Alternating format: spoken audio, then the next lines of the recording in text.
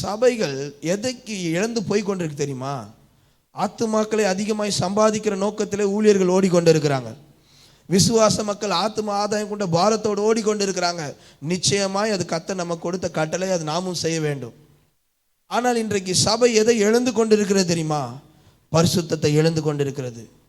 தேவன் நியமித்த பரிசுத்த நாளை விலக்கி ஓடிக்கொண்டிருக்கிறது குடும்பம். ஒரு பாஸ்டர் அழகா கேட்டார், நான் ஒரு அசுத்தத்தை மிதித்து விட்டு, நான் என்னுடைய காலில் ஒரு அசுத்தத்தை மிதித்து விட்டு ஒரு காரில் பிரயாணம் பண்ணால் எங்கெல்லாம் நாரும்? உங்கள் கார் முழுவதும் நாருமா நாராதா?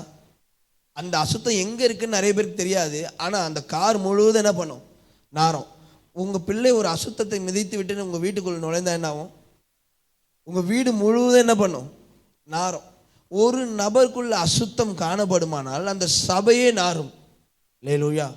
தேவன் விரும்புகிறது அசுத்தம் அல்ல, தேவன் பரிசுத்தத்தை சபையில் எதிர்பார்க்கிறார். எத்தனை பேர் விசுவாசிக்கிறீங்க?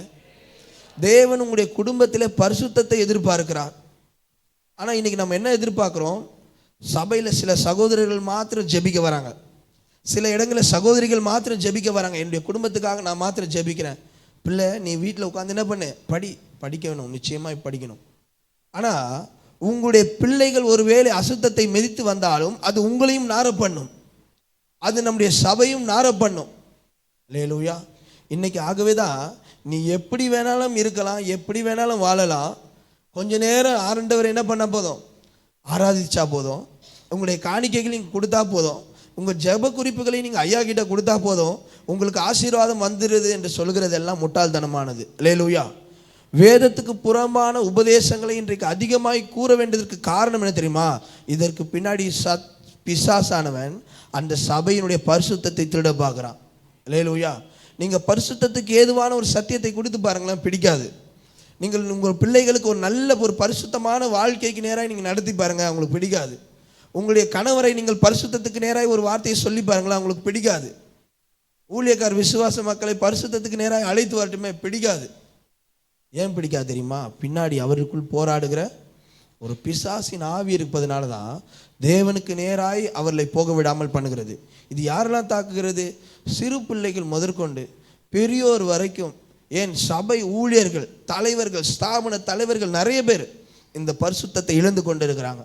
ஒரு 50 வருஷத்துக்கு முன்பாக இருந்த ஸ்தாபன தலைவர்கள், அவருடைய கோட்பாடு, அவர்கள் ஆண்டவர் வெளிப்படுத்தின வசனத்திலிருந்து எடுத்து வந்த சத்தியங்கள் இன்றைக்கு எத்தனையோ சபைகளில் மாற்றப்பட்டிருக்குது.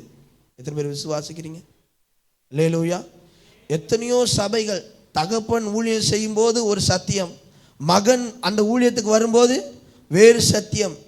பைபிள் மாறிவிட்டதா? ஆண்டவர் மாறிவிட்டாரா? கிடையாது.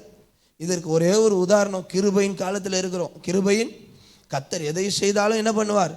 மன்னிப்பார். அல்லேலூயா. நீங்கள் நினச்சிட்டே இருங்க, கர்த்தர் எல்லாவற்றையும் என்ன பண்ணுவார்? மன்னிப்பார்னு. கொஞ்சம் தெய்வ பயபக்தியோடு இருக்கணும். சபைக்குள்ளே எப்படி இருக்கணும்? குடும்பத்துக்குள்ள தெய்வ பயபக்தி இருக்கணும். இன்றைக்கி இருக்க ஆவிக்குரிய குடும்பங்களுக்குள்ள தெய்வ பயபக்தி இல்லை, அதனால தான் பரிசுத்தம் கெட்டு போகிறது.